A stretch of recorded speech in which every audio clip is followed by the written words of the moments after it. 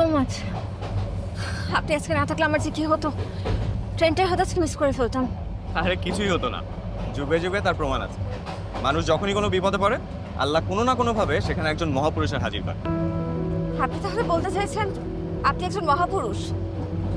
না মানে সেটা বলতে চাচ্ছি না, তবে আমি মহাপুরুষ কিনা জানি না, কিন্তু আপনাকে সাহায্য করতে পারি নিজেকে মহাপুরুষই মনে হচ্ছে।